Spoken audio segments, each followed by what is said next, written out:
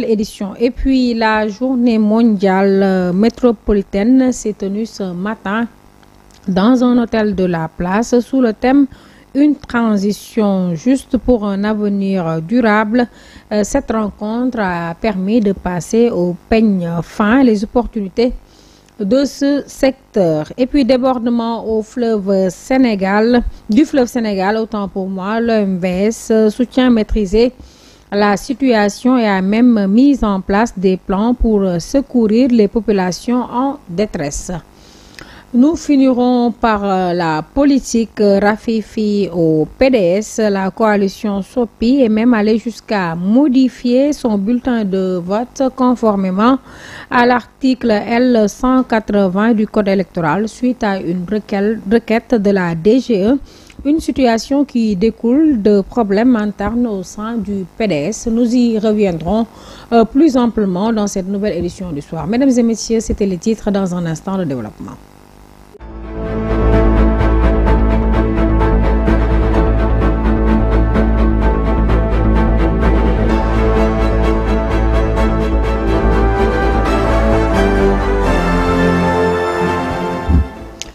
Merci de votre attention. Il est 20h. Je vous l'annonçais en titre. Le Sénégal a officiellement présenté ce lundi 14 octobre 2024 son nouveau plan de développement politique national intitulé Sénégal 2050 en pari d'adopter un nouveau modèle de développement sur le long terme reposant sur un état stratège. Si l'on en croit le Premier ministre Ousmane Sonko, il est au micro de Khadifal. Nous savons hélas que nous ne pouvons plus revenir en arrière, mais nous pouvons prendre un nouveau départ.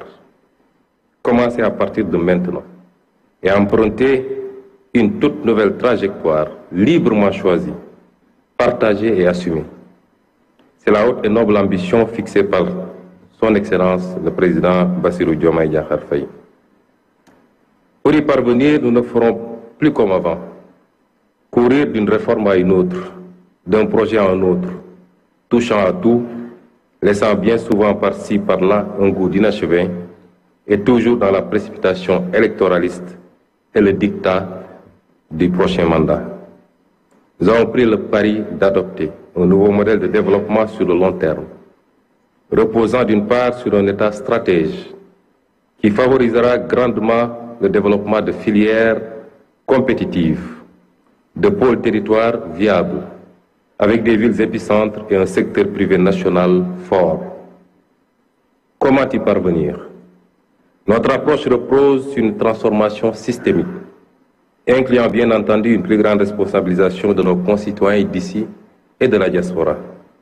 À l'instar des économies qui ont décollé, nous développerons quelques solides moteurs de croissance sur lesquels nous appuierons pour créer une économie compétitive, gage d'un Sénégal souverain, juste et prospère.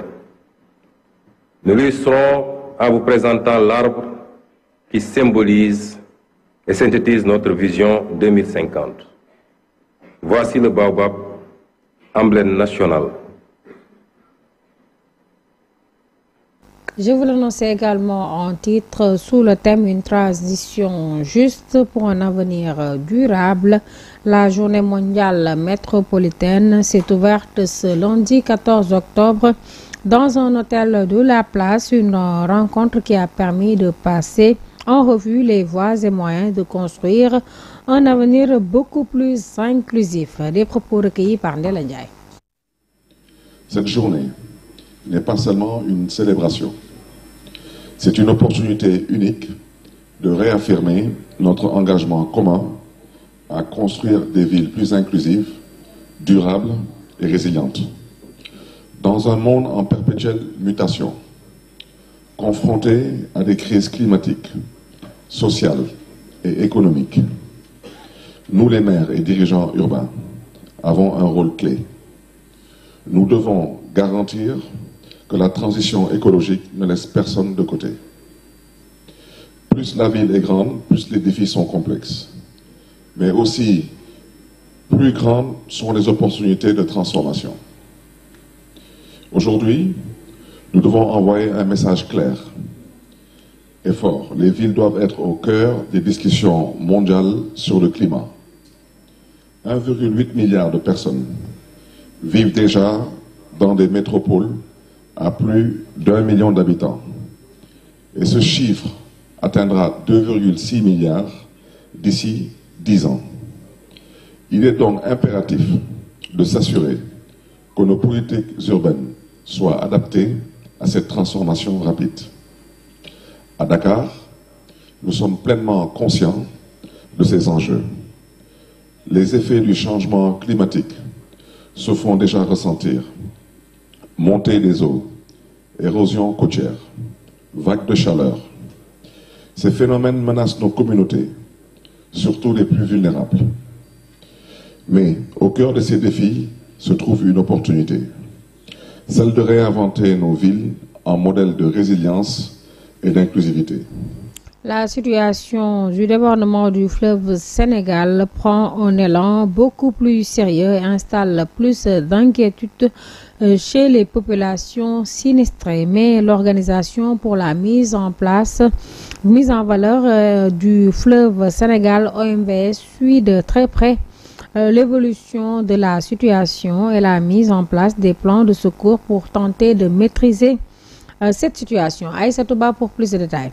C'est une situation alarmante sans précédent qui est en train de se dérouler sur la rive du fleuve Sénégal. Le fleuve Sénégal, sorti de son lit, est en train d'emporter des villages entiers après avoir détruit de nombreuses récoltes. Ces lâchers d'eau ont provoqué des montées en débit, soit 3600 mètres cubes. À la station de Dakar Seydou, en amont de Manantali, 1500 mètres cubes. À Djangola, dans le Bakao, et 1165 mètres cubes à Gourbassi dans la Falémé. Les prévisions indiquent que Bakel sera à 4500 mètres cubes dans les prochains jours. Selon l'Organisation pour la mise en valeur du fleuve Sénégal, dans les jours à venir, il est possible que les cotes d'alerte seront dépassées dans toutes les stations de la vallée et du delta du fleuve Sénégal et des inondations sont possibles dans les zones habituellement inondables. Pour le moment, l'OMVS dispose d'un plan d'alerte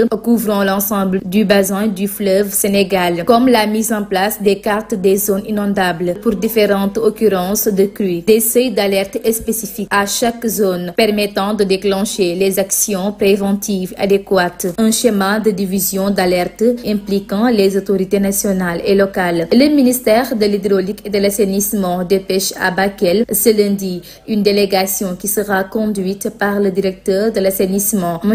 Oumar Sène.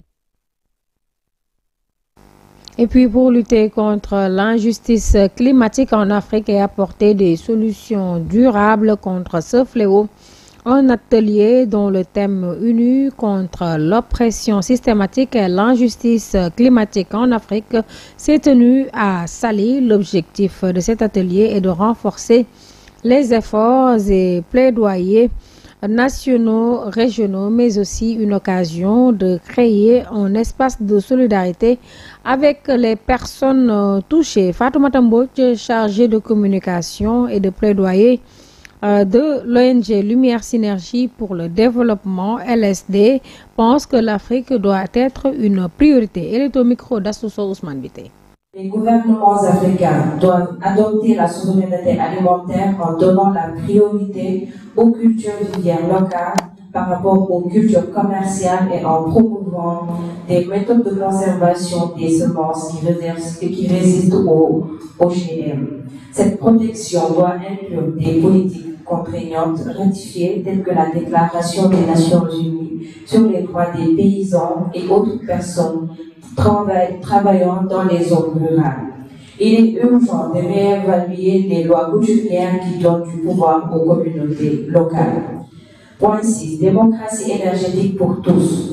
Le passage aux énergies renouvelables en Afrique doit être soutenu en priorité avant que l'Afrique n'exporte ses ressources pour la transition vers les pays du Nord. Les projets d'énergie renouvelable doivent être détenus par la société et bénéficier aux communautés locales avant l'industrie.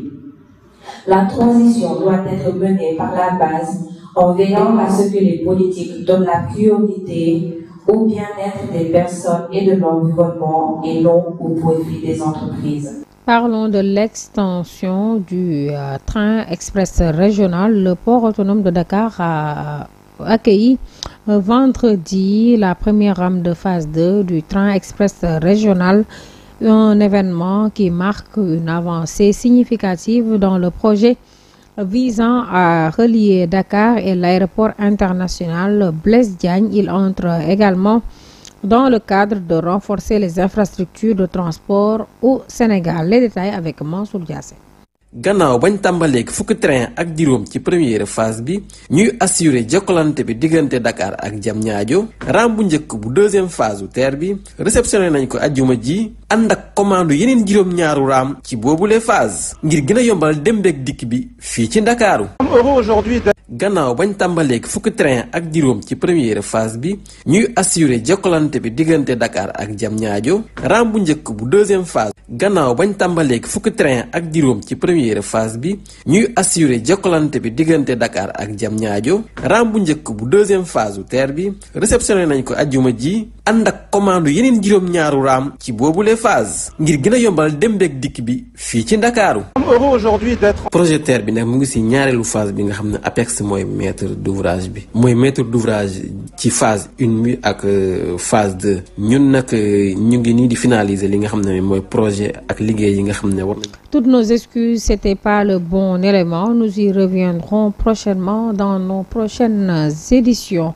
Et puis le directeur général de l'Agence sénégalaise d'électrification rurale, Jean-Michel Sène, était en tournée dans la commune de Djibi-Djon pour constater l'état de mise en œuvre des projets d'électrification de certaines localités, mais aussi de visiter la centrale électrique de la commune. Selon lui, cette tournée revêt plusieurs objectifs, dont la prise en compte des besoins de la population qui sont confrontés à des soucis au niveau des centrales. Amsatou Gano pour un compte rendu. Cette tournée a 3 objectifs spécifiquement. L'objectif numéro 1, c'est de faire l'identification des villages qui rentrent dans le cadre des projets que nous avons déjà au niveau de l'ASER.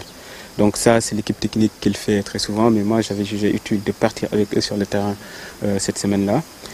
Le deuxième objectif, c'était de visiter les centrales qui sont à l'arrêt. Donc ce sont des projets qu'on a déjà eu au niveau de l'ASER, donc des centrales qui ont déjà été construites, mais qui sont actuellement à l'arrêt. Et le troisième, c'était pour voir les projets qu'on a en cours dans certains villages. Alors pourquoi, par exemple, visiter les centrales à l'arrêt? C'est que on a certains villages où il y a de l'argent qui a déjà été dépensé, donc les villages avaient déjà accès à l'électricité. Et tout d'un coup, après, il y a des soucis au niveau de la centrale, donc les villageois n'ont plus accès à l'électricité.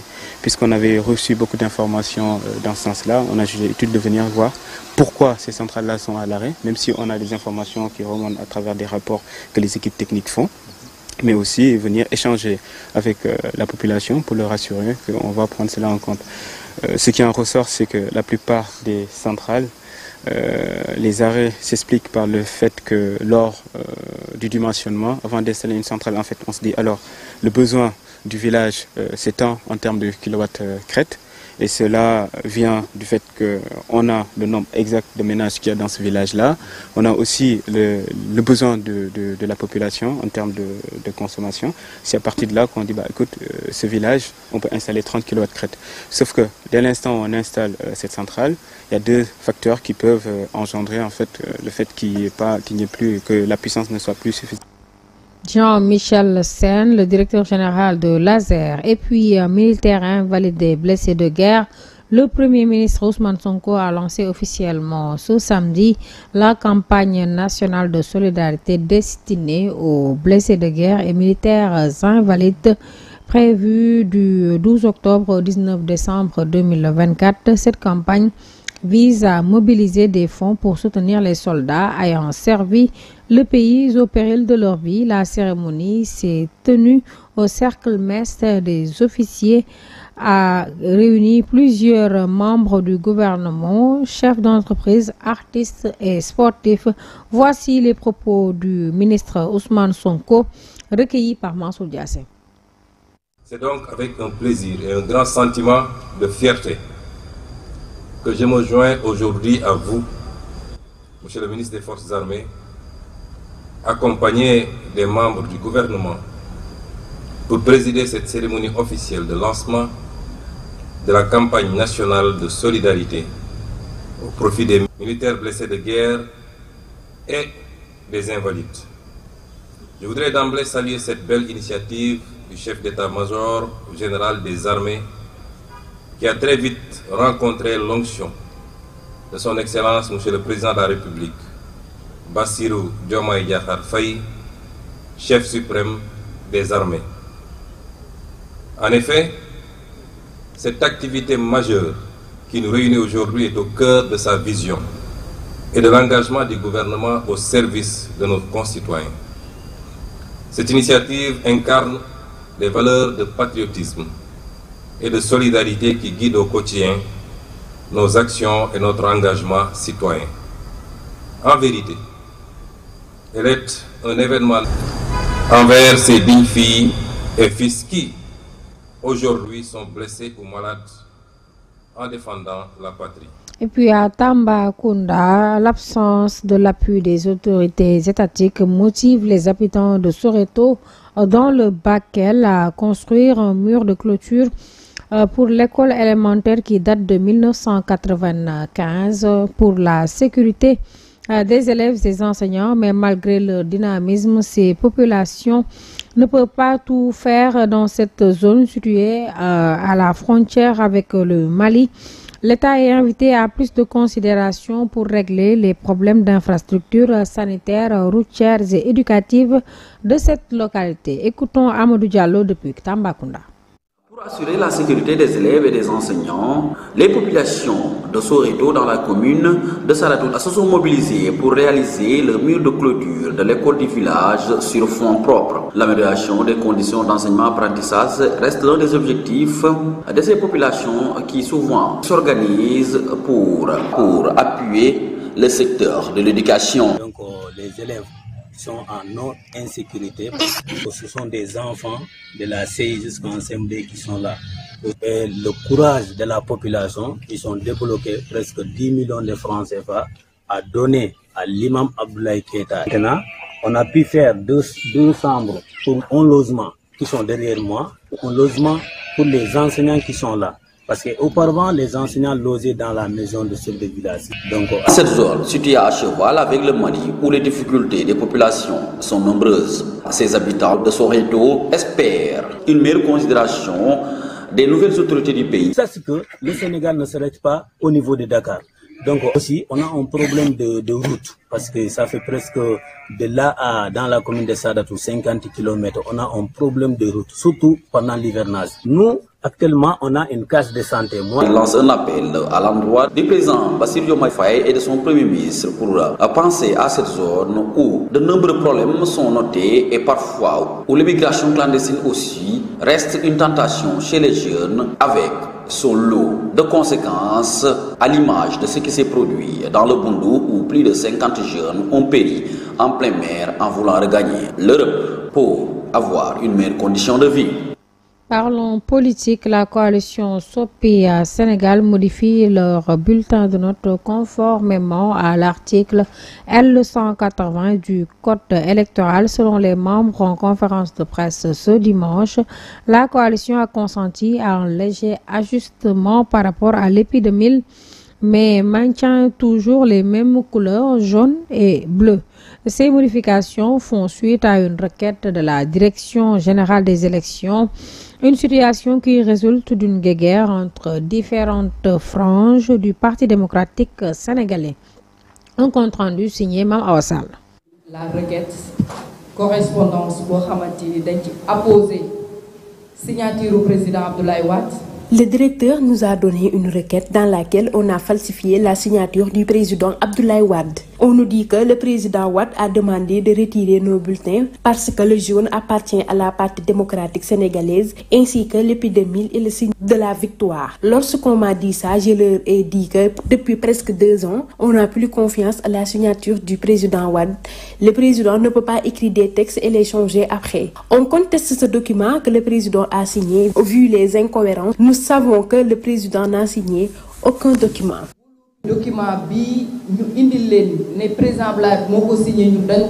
Merci Mme Awa Sall. Poursuivons les actualités avec les actualités hors de nos frontières. Parlons de l'armée chinoise qui a déployé ce lundi des avions de chasse, des bombardiers et des navires de guerre autour de Taïwan, des manœuvres militaires présentées comme un avertissement aux autorités séparatistes de l'île. Le président taïwanais Lai Ching-te a promis de protéger un Taïwan démocratique. La Chine considère Taïwan comme une partie de son territoire à réunifier. Elle privilégie une solution pacifique mais n'a jamais renoncé à employer la force militaire pour en reprendre le contrôle. Et puis les États-Unis qui avaient dès vendredi mis en garde contre toute provocation de Pékin à l'égard de Taipei, après des échanges acrimonieux entre les deux voisins, ont dénoncé des opérations injustifiées qui représentent un risque d'escalade. Et puis parlons sport, CAN 2025, le match qui devait se dérouler mardi entre le Nigeria et la Libye dans le cadre des qualifications pour la Coupe d'Afrique des Nations 2025 n'a pas eu lieu. Les Super Eagles ont décidé de ne pas disputer la rencontre, se disant victimes de traitements inhumains depuis leur arrivée dans le pays, a indiqué lundi la Fédération nigériane de football. Mesdames et messieurs, merci d'avoir suivi cette édition. C'était tout pour ce 20h. Nos remerciements à toute l'équipe technique ainsi qu'à la rédaction de Global Télévision. Bonne suite des programmes sur Global Télévision. Bonne nuit et bonne fin de soirée. Merci.